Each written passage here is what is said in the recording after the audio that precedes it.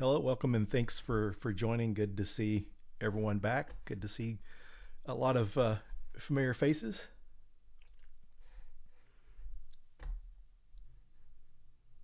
Yeah, I had using Streamlabs OBS to stream tonight, and I had it on mute and had to remember to unmute.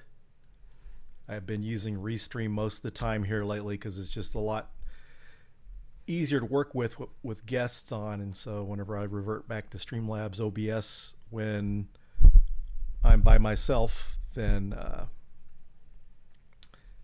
I just have to kind of get the hang of things. It works a lot better with to have guests using Streamlabs OBS, especially with a Mac. You're a little more limited on what you can use when you have guests. So thanks everyone for joining. Hope everyone's having a good week. Hope everyone's getting some good studying in and working towards their goals.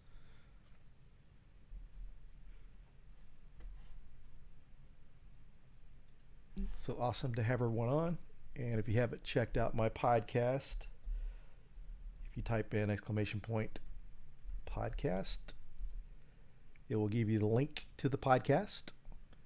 Let's see, just upcoming some of the upcoming episodes that have been recorded that I think you're going to love is I did an interview with Louis Neffinger from Pentester Lab. So I did an interview with him. Really cool person. One of the things I really like is he is constantly giving away training and trying to help people out. You know, a lot of conferences he donates training to, and just people he likes to help. You know, people in general, and so just kind of getting his uh, background, how he got started, and some of his advice was really good, really informative. You know, I already had high thoughts of the guy, but even more so now after talking to him, during the interview. So kind of interesting. He's from France, but he's living in Australia, and so he used to.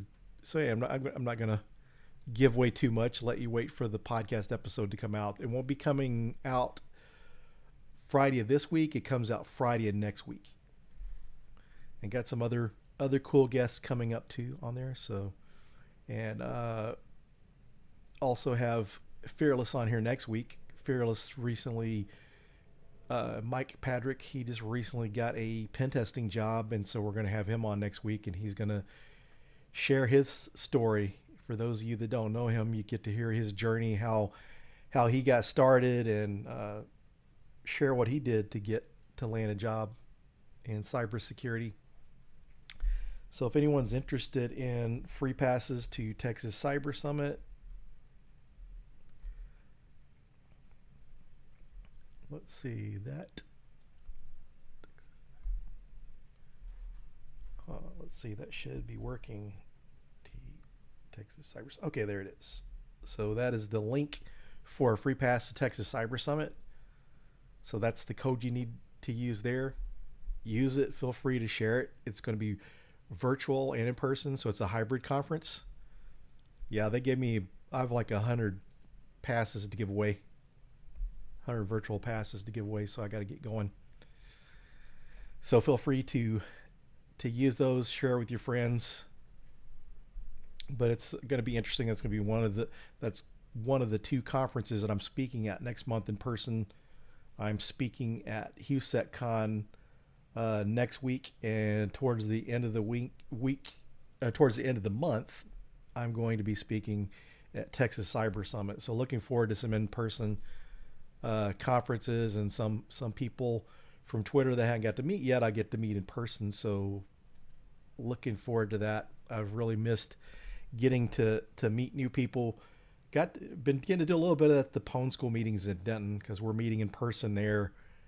But so should be several people there, and hopefully some friends from out of state will be flying in to Texas Cyber Summit. So it should be a good time. So got the information about the podcast and Texas Cyber Summit. So got a couple workshops coming up for women cyber jitsu. This next month, I'll be doing a web app pen testing workshop, and then in November, a cloud pen testing workshop. So those will be coming up if you're interested. And so those are pretty low cost. I think it's if you're a member of WSC, then it's $30 a ticket, $35 without a ticket. So the proceeds, any of my piece that's profit above that, will be going to. They have a girls coding group, a girls coding organization. So the proceeds from that will be going to that group. So they're one of my favorite women's organizations because they do a lot of things like workshops. They put on a conference each year, and they do a lot to support their members and do a lot for the community. Really great group of people. And it was a lot of fun during the last workshop. And actually, last week, one of the guests I had on here was during a workshop. So good to see Kimberly on. So I look forward to seeing you in the workshop. We had a lot of fun last time, and I think we'll have fun again these next couple. So tonight I figured there's a talk that I gave at B-Sides Austin back in 2019 called Reversing Education, and it's about reverse engineering educational content, learning materials. And this is kind of helpful because if you find a course or something and it's outdated, then you can kind of go through and do some research and update it, or either do your own study materials, because sometimes some of these courses can be really expensive. Maybe it's outdated, and it's just kind of a good research exercise to go through. So this was I actually gave the talk a couple times in Dallas, once at Dallas Hackers Association and once at our DEF CON 214 group. So gave it a couple times, and so I had some interest in it. And someone actually a while back last year asked on social media if I had a recording of it, which I did not. They did not record that talk at B-Sides Austin. I'm not sure if they recorded any of the talks or just the ones in the main room. But at any rate, I figured this gave me a chance to do a recording of this talk, and hopefully this is something that will be helpful. And so thanks everyone for joining. And so we'll go ahead and start with the presentation. Let me share my screen. And this is the nice thing about Restream. It makes this stuff a lot easier to deal with. So screen and lobby.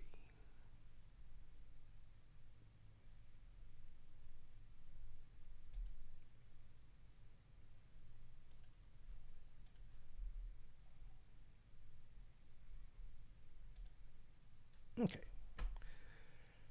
So the title of the talk is Reverse Engineering Educational Content. So for those of you, reversing is kind of a short term for reverse engineering, in case you didn't know. And so for those of you that are new joining tonight that have not previously watched the stream before, I'm Phillip Wiley. I have my CISSP, OSCP, and the SANS GWAP, which is their web app pen testing certification. I'm an offensive cybersecurity professional and instructor. I have over just 24 years this month in IT and cybersecurity combined. I started out as a sysadmin back in 1997, so this month made my 24-year anniversary. And then I spent around 6 years as a sysadmin, and then January 2004, I got into cybersecurity. So I'm about to celebrate my 18-year anniversary. But I've been a pen tester and working in offensive cybersecurity for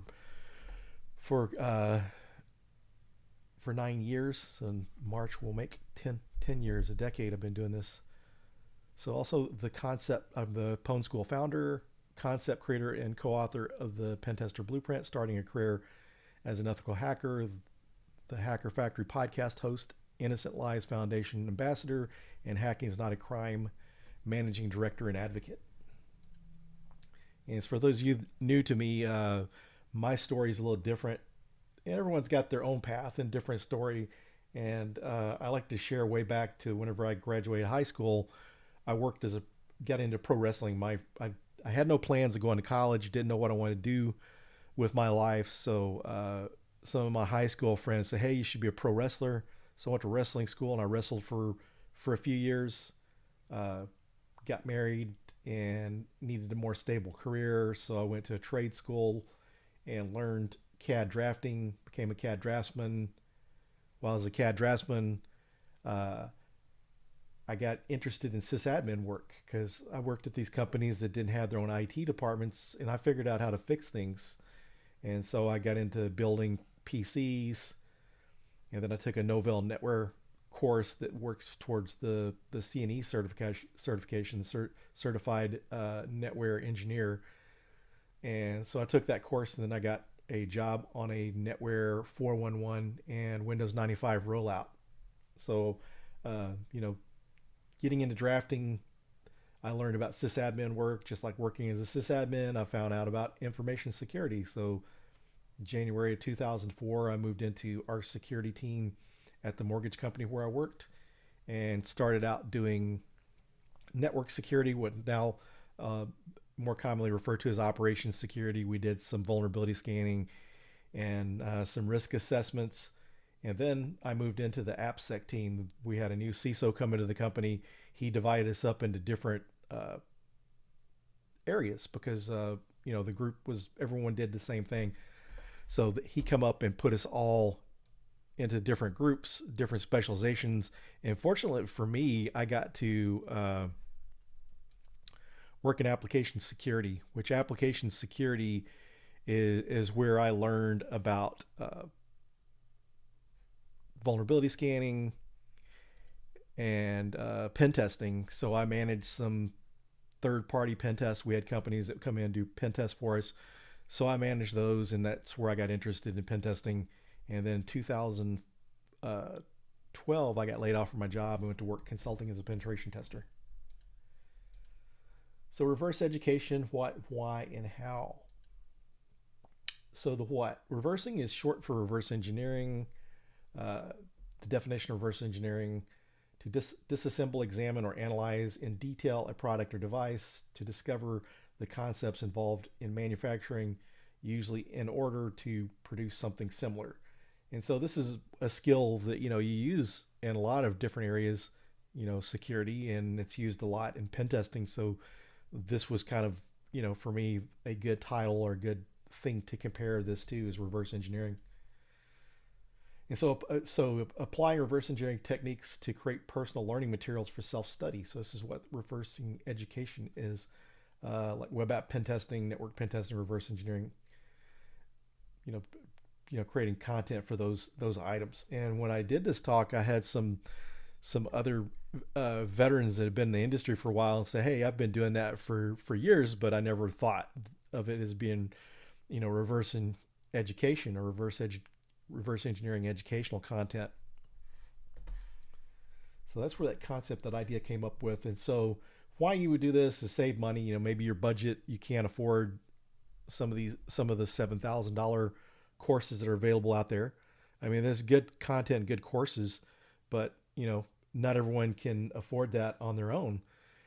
And so this is kind of one of those, a way for you to save money and to study. And it's kind of a good way to learn how to do research, and you can come up with, going through this practice, maybe you can come up with ideas to study for other things if there's not a course out there for it.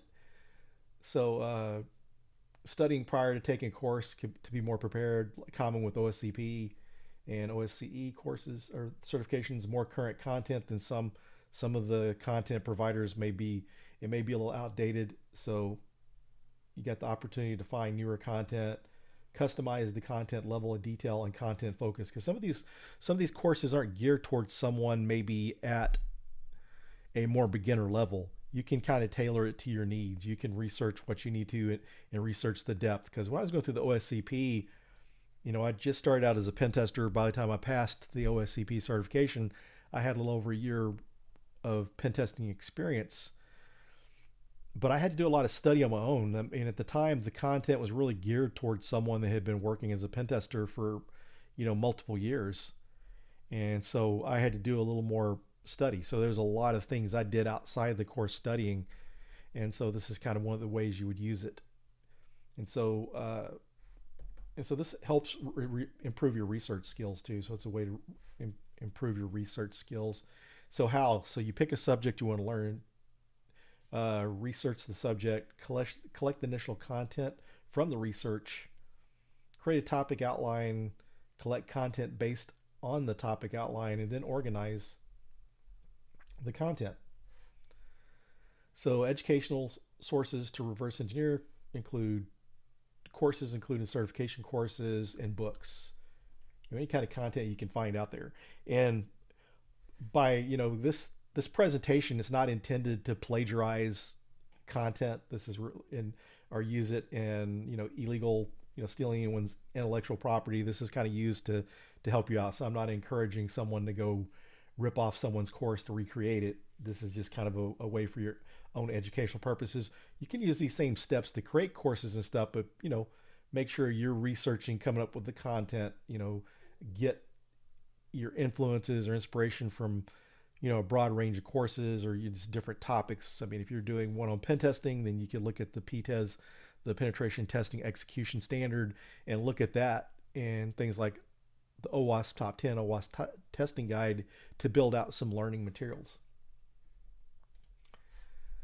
So the kind of how. So tools for reversing education, internet browser, your search engine, Evernote, or some other note-taking app.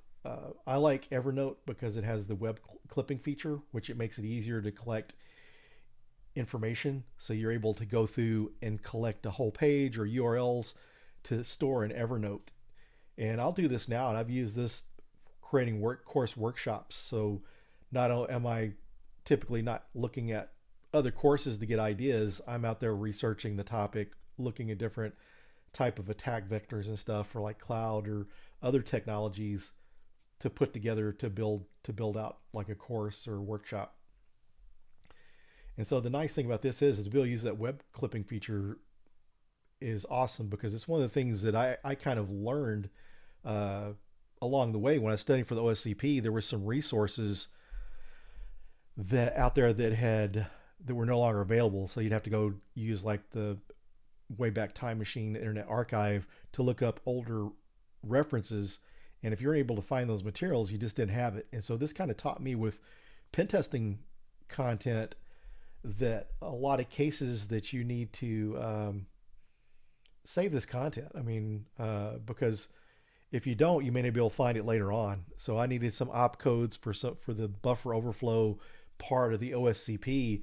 And I went back and found some resources, and I thought, since sometimes these resources are not always available or they go away after a while, because a lot of times this is someone's blog or website and they may discontinue paying for it or maintaining it and just let it go. And so try to find those resources may be hard. So you're able to clip this all into your notebook of choice. And the good thing is you can do like the whole page. So I like to clip the whole page so I got all the content. If you clip just the URL and the page goes away, then you don't have it. Then you're having to use like Internet Archive to go back and get that information later on. So here's kind of an example. So we're kind of looking at reversing an education source. So we're looking at the SANS web app pen testing course.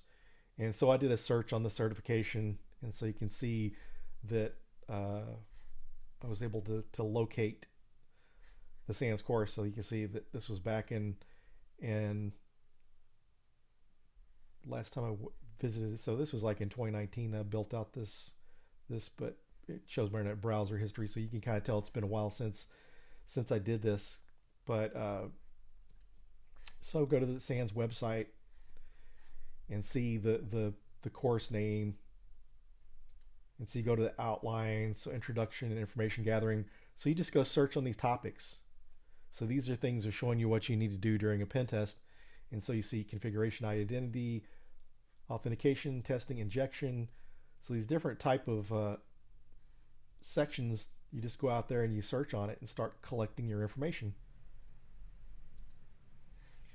And so here's like the introduction information gathering. So we go through there and look and see, read the details of this.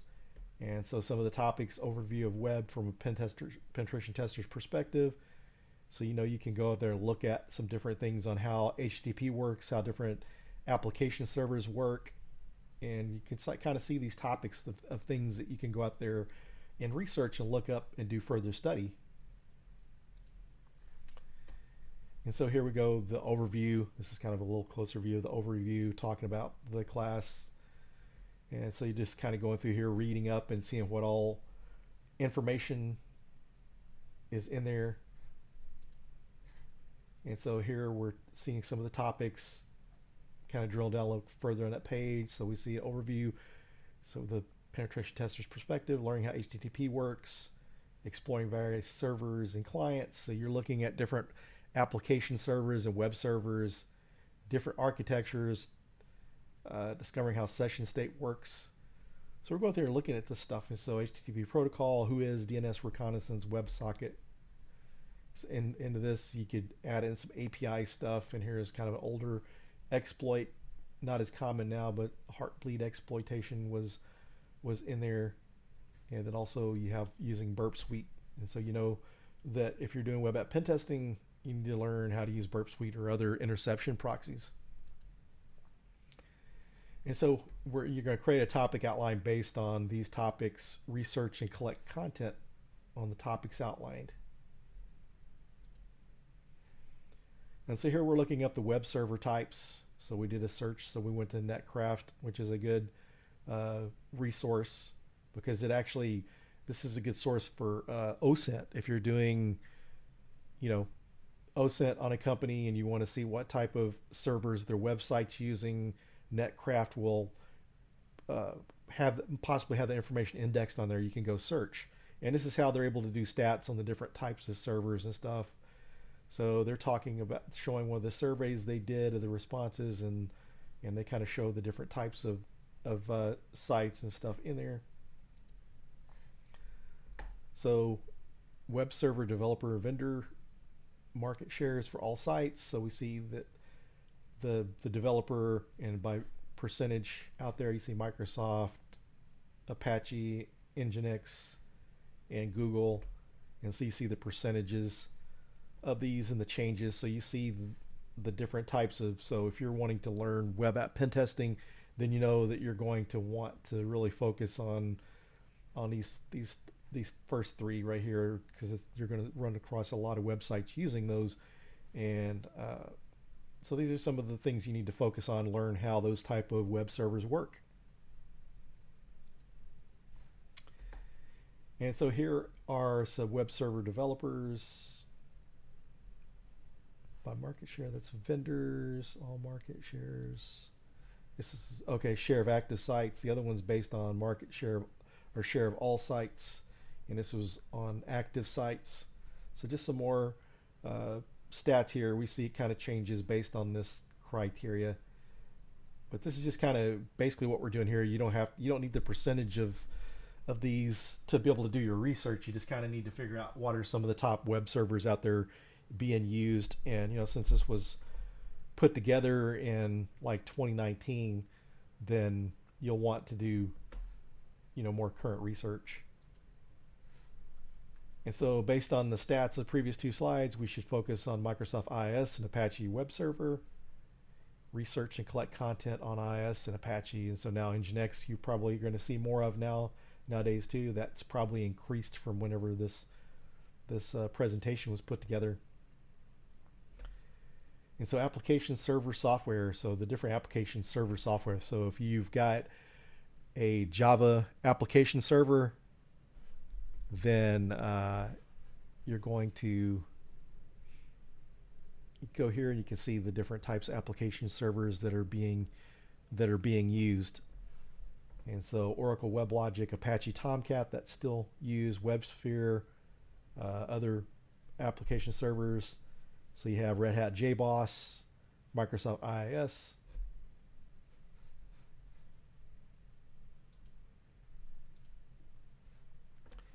And HTTP protocol. So we go out here to Mozilla's site, and it tells us about the HTTP protocol, so we can read up on how that works, because you need to understand how HTTP traffic works.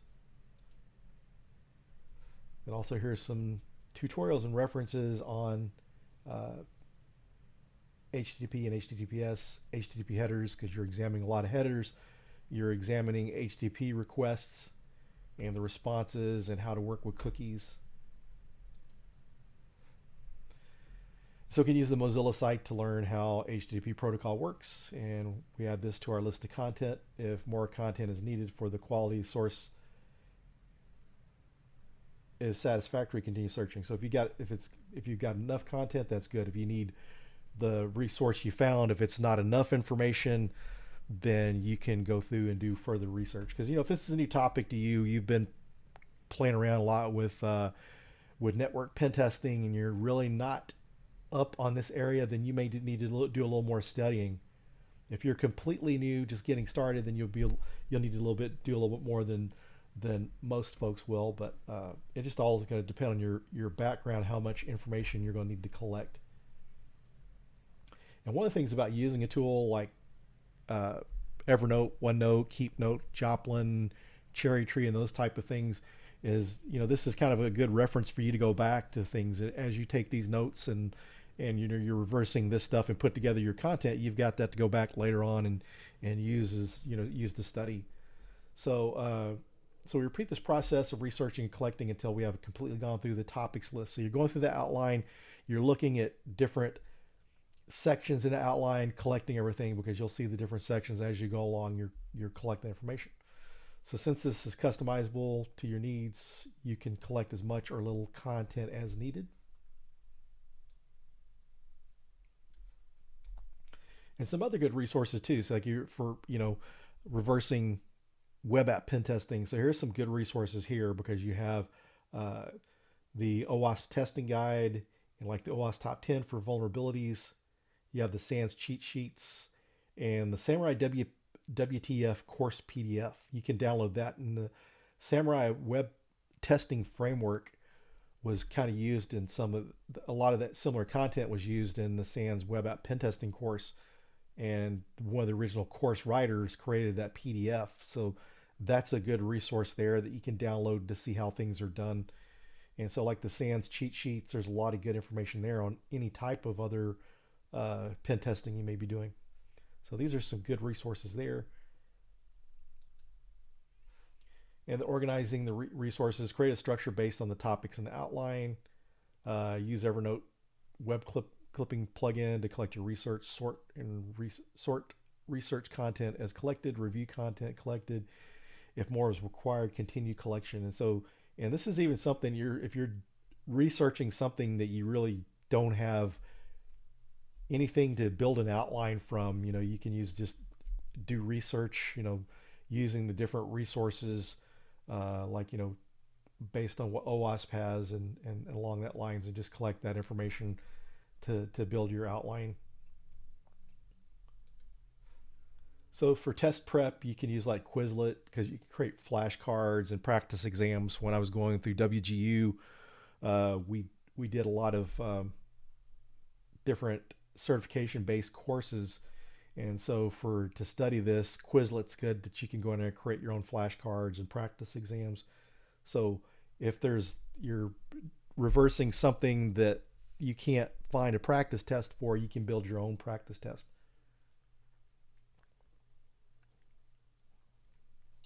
So this was a popular tool recommended on some of the different, I think on the Reddit, there was a Reddit subreddit for WGU, and that's where I kind of found out about Quizlet.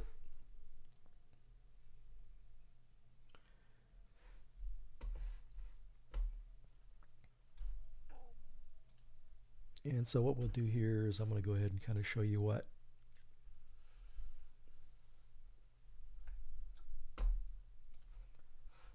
the web clipper function looks like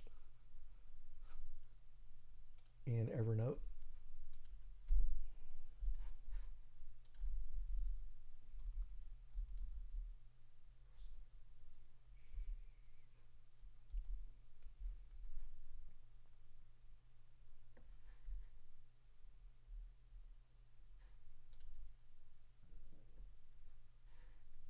So if we want to go in here, if you use this web clipping feature, we can go through, we can see how you've got, and you can clip clip the article, which you can see what this little green outline, and you should be able to zoom in. Okay, you can actually move to different areas that you want in there to select. But you can do like the article view. What I usually like to do is a full page, because if you do the full page, you'll collect this whole thing, because this page changes, then you don't have it anymore. You can bookmark it where you're just putting the bookmark to there. In some cases you might want to do that. You can do that. Reliable sources that stick around. There's nothing wrong with doing that. And then you kind of select your notebook that you want to put it in, and you can put whatever tags to make it easier to find that. And so we can also go through here, and we can, if you want to do a screenshot, if I just want to do a screenshot of this area right here, I can do a window and screenshot that. So as you're going along, you can collect only specific sections of that, and if you want to, you could leave you could put the URL within that too as well.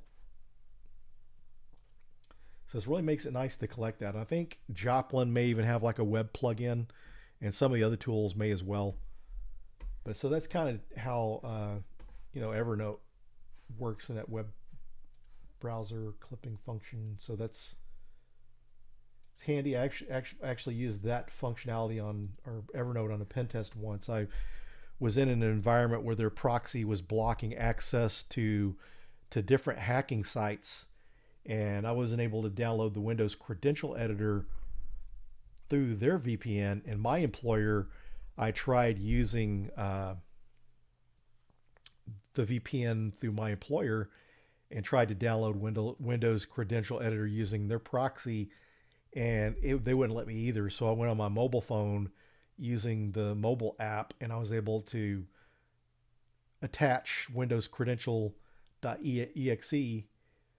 to a Evernote page. And so then I was able to go into Evernote on the network and download Windows credential editor.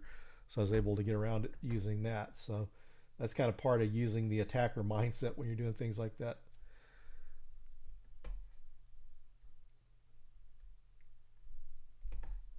So that's covers. This was kind of a short presentation, but yeah, see some comments in there. Yeah, I like it better than OneNote. OneNote's not bad, and if you're working in a company and with your note-taking tools, one of the things to keep in mind too is consider what information you're putting in your notes. So if you're doing a pen test or you've got company information, then you may want to stick with your company's OneNote. If you've got IP addresses, say like where I work, I keep notes on our pen testing environment. We've got servers that we use, and to have the IP addresses, network diagrams on stuff, I don't want to put this in my Evernote. This is company information.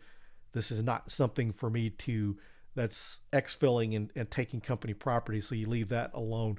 So like your pen testing notes and that sort of thing, that's okay to put in your Evernote or OneNote or whatever like that. But be careful what you're putting in there. You don't want company information, because, if you ever did that and Evernote was to get breached and your company information was in there and it got leaked, then that wouldn't be good on you. Your company may not find out that it was you, but still, if that happened, that's not a good thing. But so yeah, just kind of be careful what you do with company data. But as far as your studying and your personal information and stuff, then stuff like Evernote works well. I think they may still have a free version. I got the pro version, and they've added different versions since then. And I probably one of the reasons I got it is with the pro version or some of the free version, you couldn't search PDFs, and there was a limitation on how much you could upload. So you could only store so much on Evernote per month. And I think it was cumulative. You could store more over time. But the cool thing about the pro version, you're able, if you're searching on, HTTP server in your Evernote, it's going to look through PDFs too. So you can attach PDFs in your notes. So the different cheat sheets you find, you can put that in your Evernote and put everything there together, because one of the things that's great about organizing your notes is you can divide it up by the different types of pen testing. So in my notes, I have like web app pen testing, separated out, and I'll have like network pen testing or dedicated red teaming Active Directory hacking or different tools. I have it separate out so I can find things easier, make it more organized. When they kind of started when I started out, I was doing a lot of separate folders, but with the tags, you don't have to be as granular with your notebooks. You don't have to create as many notebooks, so you could have a pen testing section and rely more on tags. But tags are a good way to organize what you have going there too. So that concludes just this little presentation I wanted to give. So if anyone has any comments or questions, we can take those.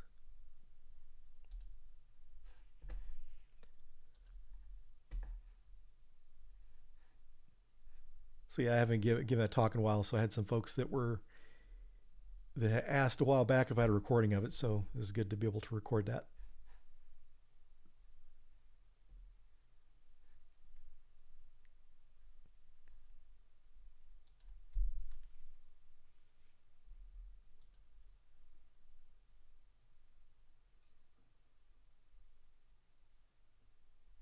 Yeah, it's the thing is was this was just kind of a people have been doing this for a while, because one of my former supervisor at the college where I was teaching, I used to teach at Dallas College, and he was saying, yeah, that's cool because that's the way he builds some courses.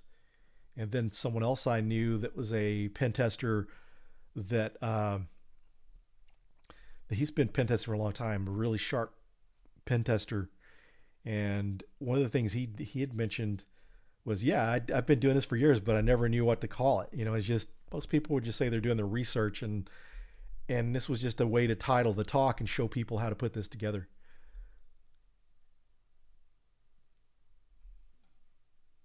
So does anyone know if Obsidian does all that? I am not sure what Obsidian. I've heard a lot of good things about Obsidian. And also Notion, I hear a lot of good things about too. Not really sure what all those do, but I know like Notion is pretty good for sharing your notes and stuff too, because I think uh, Joe Helly, I think he shares some of his stuff online using Notion, which I didn't realize that they had like a way to share it online. Yeah, Joplin is a nice one too.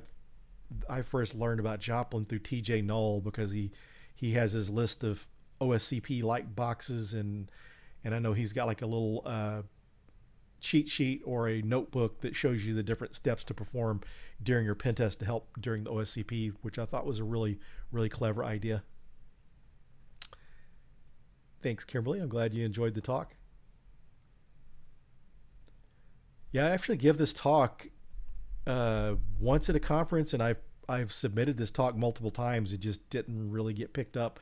Now, if I spoke at a conference that had like more talks geared towards people trying to get into cybersecurity, then it might have had better results. But I was pretty happy they got picked by B-Sides Austin.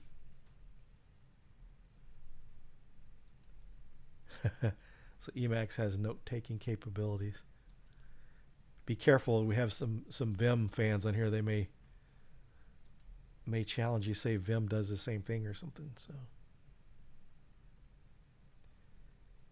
yeah, it's amazing what some of these tools can do. I haven't really played around much with Emacs. I'm either uh, started out using VI or Vim, and then got lazy and started using Nano, because sometimes trying to go through and edit stuff. One day I had a bad day where I was going through trying to edit some text in a file using Vim, and just started using Nano. I thought, there's a lot of power to Vim.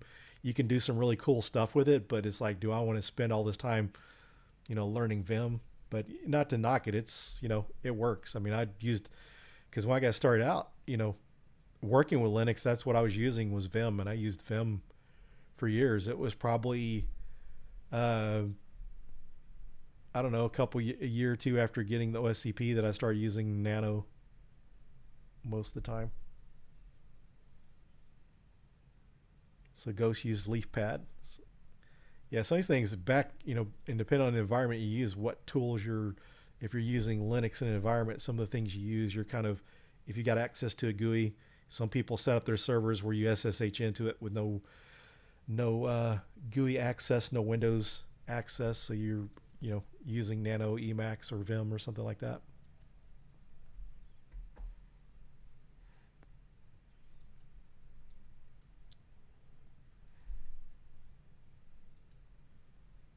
Yeah, I bet it can because they have a lot of the low bin stuff. Actually, uh, if you hadn't checked it out, you should check out.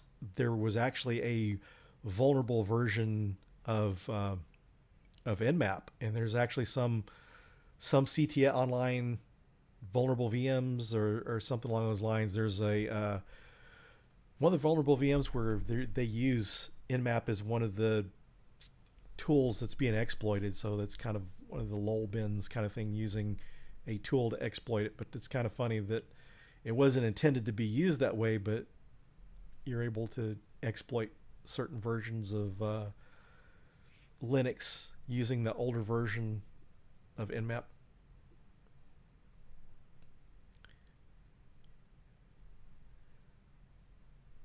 So Lord Caffeine says, what could we do to further leverage the idea of reversing education? I think first thing is just kind of start playing around with it, and you'll cut we all figure out what kind of tools work best for us. So I think just kind of getting your hands on it and kind of play around with it. But it's just basically you're researching learning content. So I think as you get playing around with it, there's not much telling what you come up with, and just sharing notes what other people have done too. One of the things that I'd like to go back and talk to one of the people that I heard that they did something similar to that. And like I said, I knew I didn't invent something, but I just came up with the idea of using this because some people use research, like the security, the pen tester that I know that had been in the field for a while. When he talked about doing this, he was doing this from a research perspective to learn how to do certain types of pen testing. It wasn't like he was reverse engineering education content or that sort of stuff. He was doing research online that maybe at the time there wasn't much information on IoT hacking. Good evening, Stuns and Roses. Good to see you on here.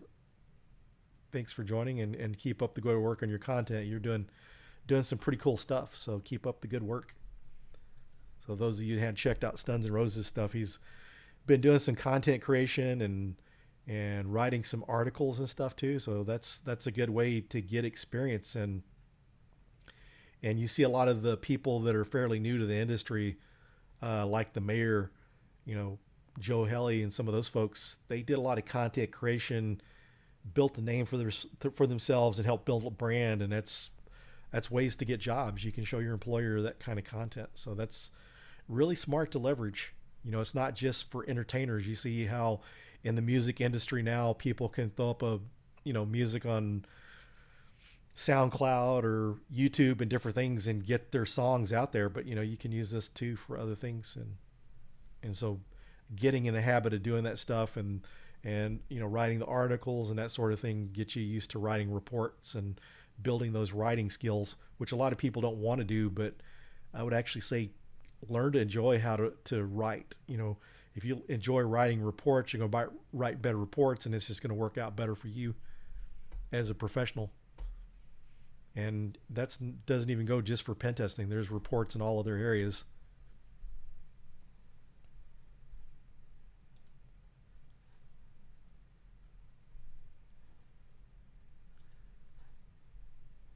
So yeah, it's a lot of conferences coming up too, because the Sands, I'm speaking at their Hackfest that's coming up in November. So actually, Kim Crawley, my co-author, she's doing a talk actually on uh, writing pen test reports. And so the Hackfest summit is free too, I believe. They have it's going to be hybrid this year. It's going to be on site as well as in person.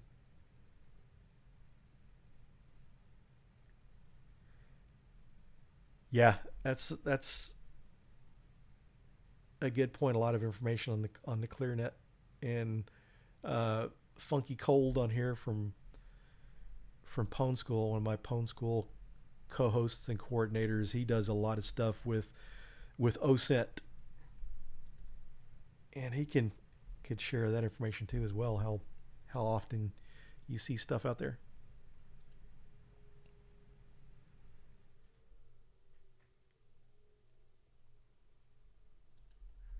Yeah, it's a good. I really like the stuff that Sands offers because they have the conferences or their summits throughout the year, which they kind of done, and then they had like last year they had some Sands camps for teens, so they had stuff geared towards teenagers. That's like the first Sands event I spoke at. Oh, thank you, Cyber Lola. So yeah, they have some pretty good content and they have some good folks. And last week too, for anyone that may have not seen it, I got to be on Tim Medine's uh, webcast last week as a Wednesday Offensive. So yeah, if you go to, let me see, someone was asking where to put the code. Yeah, if you go to Eventbrite, there's like a section on there where you register. There's a place to put a code in there. Let me look up.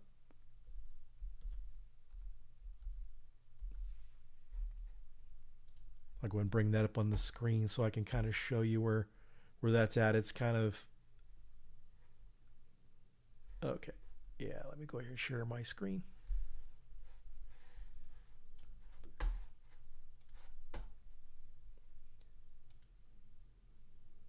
So for those that may not know,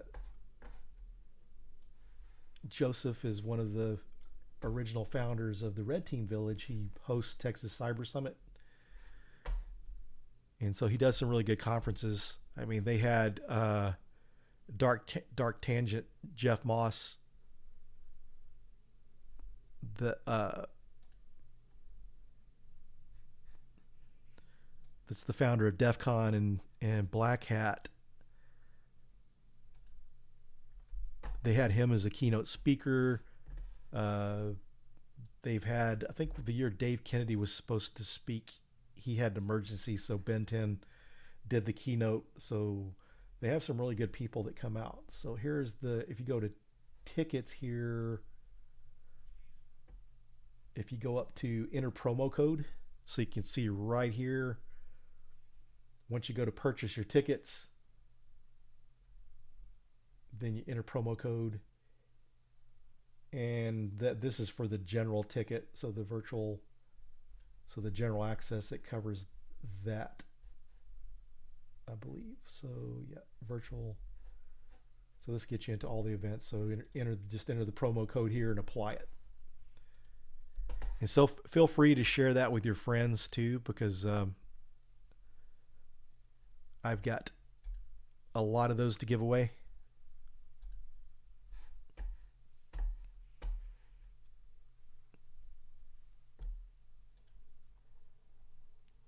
Yeah, I mean, it took me. I had to go back and look at it too, and I miss those things. Registering for other conferences through Eventbrite, and it's easy to miss those too. So hopefully you all can sign up for that. It's a 3-day conference, and then if you're working and you can't get away the full time, then the last day of the conference is on a Saturday.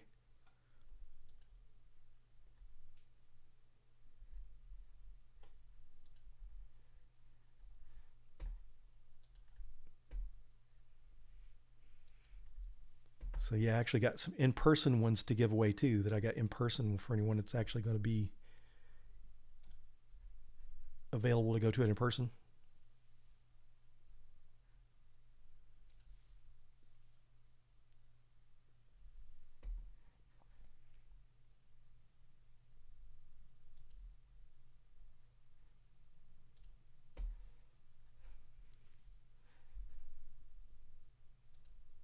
Yeah, and thinking of research, I saw something just recently for some course somewhere that they had like a research course. So that's so much that you can do there, and just working on to improve your skills. It's a very much needed area, is be able to do good research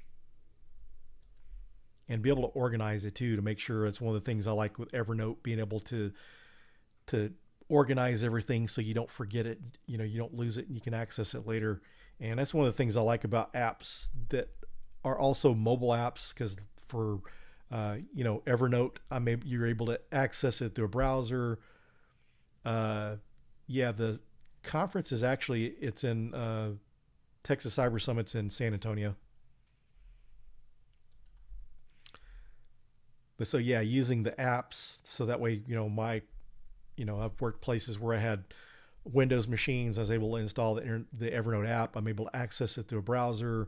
They've got Android and iOS apps too, so it's kind of a very useful tool for organizing and keeping up with your notes.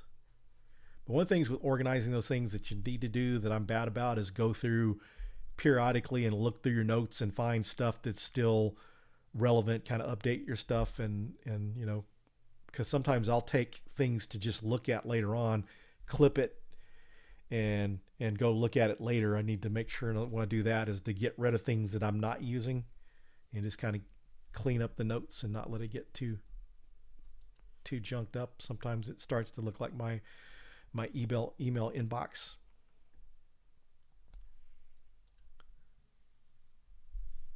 So it's good to see they hacked me on tonight. He's my upcoming episode coming out on Friday. This coming Friday, the next episode. So you'll have to check that out. So maybe that episode of the next week. I have Louis from Pentester Lab, and actually Louis has offered to be on the stream. He's viewed the stream a couple times, but he's offered to be on the stream. So we'll probably look at having Louis, the founder and creator of Pentester Lab, on here in the near future. Probably the week after next. Probably after, because we figure the podcast comes out next week, so a week or so after that. So that way you kind of get to listen to the podcast and then ask him questions.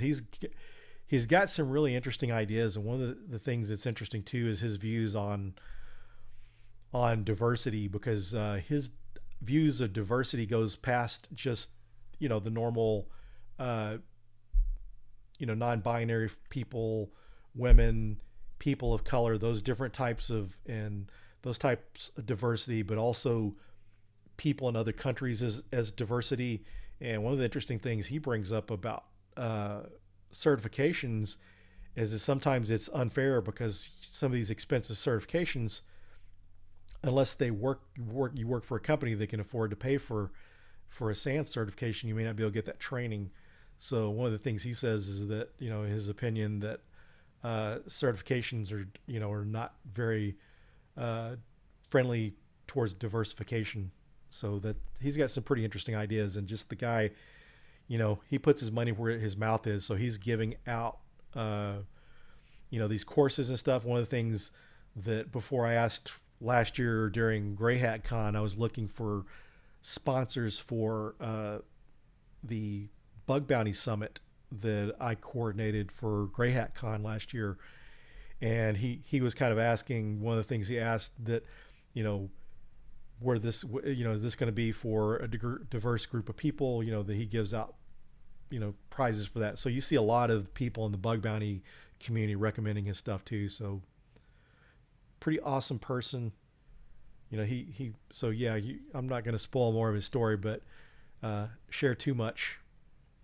Some things I shared really didn't go in big detail on the podcast. Really, we should have went further. Yeah, there's some stuff that are inexpensive, not very expensive, but $200 and $299 can be expensive to someone in India. And so one of the things I like about Louis, just like Vivek from Pentester Academy, is Vivek likes to keep things, cost friendly for people globally, because, when sometimes you don't really look at these other countries and take that in consideration when you live in the US, and, there's people here that are working in grocery stores or working fast food that are barely getting by, struggling, but yet they would be wealthy compared to some people in some of these other countries.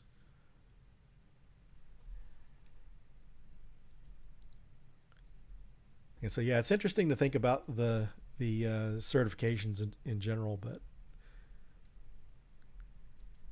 it's kind of watching something interesting today. If you all have not checked it out, it's a good one to check out. Nahum Sek is on with Jason Haddix, and they're talking about writing resumes. So that is a good one there. I just put the link up there. Uh, you might want to save that link off and look at it later on. He shows how to build out a resume and some of the resume templates that you normally have to pay for. He shows how to build those using Google Slides. So it's some really good information on there. And not only does he show you the how to build your own resume templates, they're also showing how to put things in there like uh, your bug bounty stuff and some of the different vulnerable applications you may have worked with, how to put that on your resume. So I would highly recommend checking that out because Jason Haddix, he does some AppSec workshops from time to time, and it's like multi-week, and he'll work with people on, uh, doing the resumes. Yeah, there's some people that pay for resume templates. There's some of those resume templates out there, but I don't know how expensive those get. But some of the templates out there are similar to the ones that you could export out of LinkedIn, because LinkedIn does a pretty decent job of taking your resume, your content there, and exporting it. So yeah, you can find a lot of free stuff, but yeah, it was kind of some of the more fancier. He shows how to build your own. And one of the things I would have never guessed either from hearing Jason on the stream was that he's a hiring manager. He's been a hiring manager for BugCrowd, and now he works for Ubisoft. They're a gaming company, and one of the things he likes is he likes color on the resume. So if he sees color or like a profile pic that stands out, the plain text. Some people like the plain text, but he likes something that stands out. So yeah, that's a good point, Kimberly. Canva is awesome for graphics design.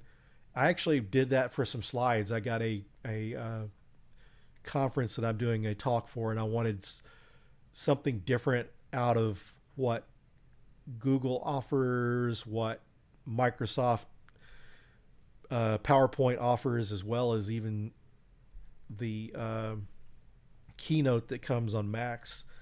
Looking for something different, I used Canva for that, and it worked out pretty well. I actually got an account on Canva a while back because I did during my 30,000 Twitter follower giveaway.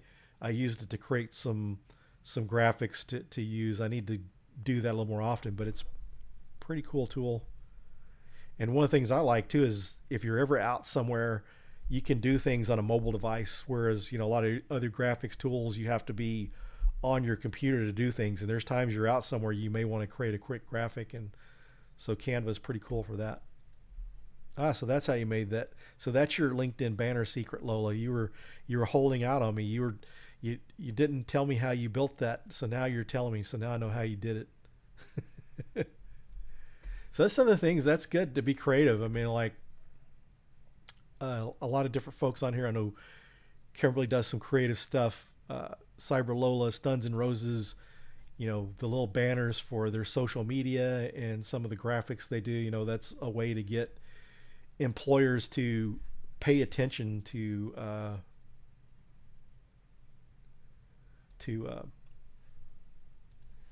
what some of these different folks are doing to get attention to their profiles.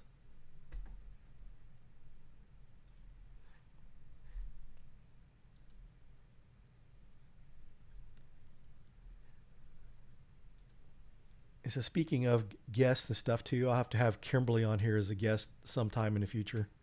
That conversation actually came up last week, I believe. So yeah, I'll have to do that. So enjoy having guests on, and Next week we'll have uh, Mike Padrick sharing about, as he goes by Fearless. So he's going to be sharing how he got his pen testing job. So one of the things is too, and that's, I've got to get some more folks on. I like to do this on my stream, and then I need to get some more people that are fairly new on my podcast, because you know, hearing what people do, when it's new, when they just broke in the industry or have been in it long, some of the secrets they have to share, because this changes, because uh, you know what it took to get in 9 years ago compared to what it takes to get in now is different. When I got into pen testing, I would have to say it was easier, but there were less jobs. It was a less known of job. You really know about pen testing as much as you do now. So there's a lot more jobs, but then there's a lot more people that know about it.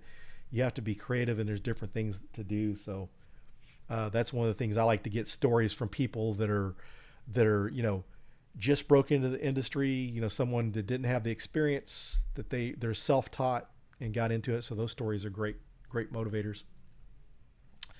Yeah, Cyber Lola, that's a good idea. I actually talked to Lily about being on the stream, and she had said she would. Had her on the podcast, so it would be good to do a follow up on the stream. Maybe give her a little more time working in her job to see how that's going for her. See what kind of good stuff she could share.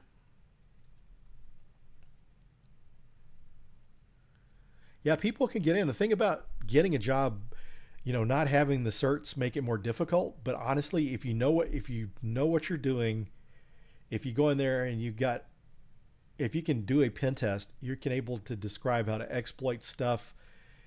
If you can get through the interview and do the technical interview, you can get in, because there's some people that have OSCP that would have a difficult time getting through the technical interview. So you can get in. I mean, I've known that's where networking really comes in handy. That's like there's a guy here in Dallas that pretty well known in our community. He started out as a IT recruiter, no tech background. Then he was studying like security onion and Linux, going through the Professor Messer videos, and he got a job in a SOC. And so while he was in a SOC, he was studying pen testing, and then he got a pen testing job. So his second job in security was pen testing, and that was after maybe a year or just under a year of working in a SOC. So it's possible to get out there and do that, and keep putting those resumes in. Be persistent, because the more you apply for jobs, the better shot you're going to have. And so yeah, if you get, and the networking that gets your resume in there to the hiring managers. I mean, uh, Cyber Lola and Ghost, they do volunteering for conferences. Uh, Kimberly does a lot of volunteering too. So you make a lot of connections through volunteering and going to conferences and stuff and being part of different meetups. And speaking at meetups and stuff too. Uh, our local DEF CON group, there was a recent college grad that gave a talk on malware analysis, and the hiring manager from Citigroup was there, and he asked for his resume. And so he gave him his resume and actually got hired on at Citigroup. So be able to give those conference talks, explain stuff, when you're doing videos and stuff, things like Stuns and Roses are doing, you could do a walkthrough of a vulnerable VM, or one of the retired rooms from Hack the Box. Do some walkthroughs, and you see a lot of people that are doing a lot of that content creation, like Farah from BugCrowd, Katie Paxton, Insider PhD. A lot of those folks were doing a lot of content creation. It got them a lot of visibility and a lot of opportunities. So those are some things to do.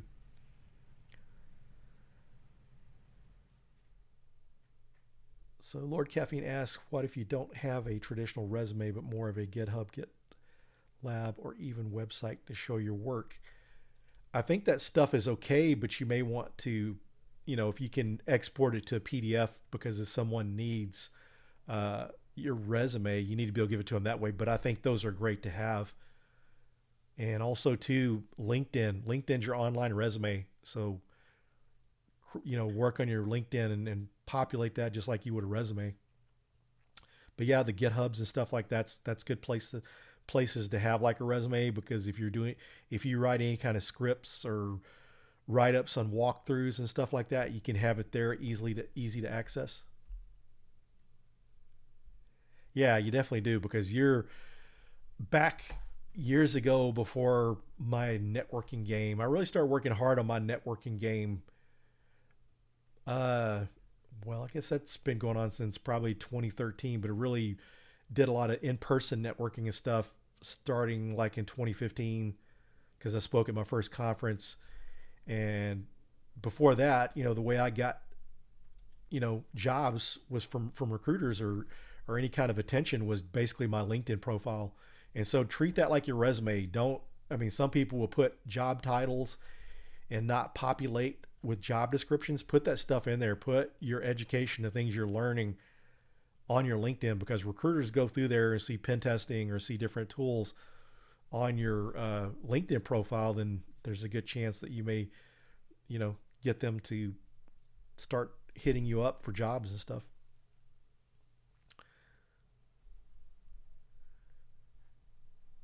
So Lord Caffeine, yeah, you're just sat there and kind of remembered that pony lovers. So yeah, uh, if you go to the Pwn School meetings in Denton in person,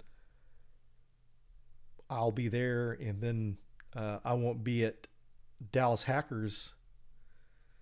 Yeah, take care, Carl. Good to see you. So yeah, Dallas Hackers Association. I won't be there in October because I'll be next week because I'll be in Houston speaking. But the month after that, I should be at DHA. Well, we're a little bit over, and really not seeing any more questions, but I do appreciate everyone joining. Great to see you all as always, and I hope you enjoy the rest of your day.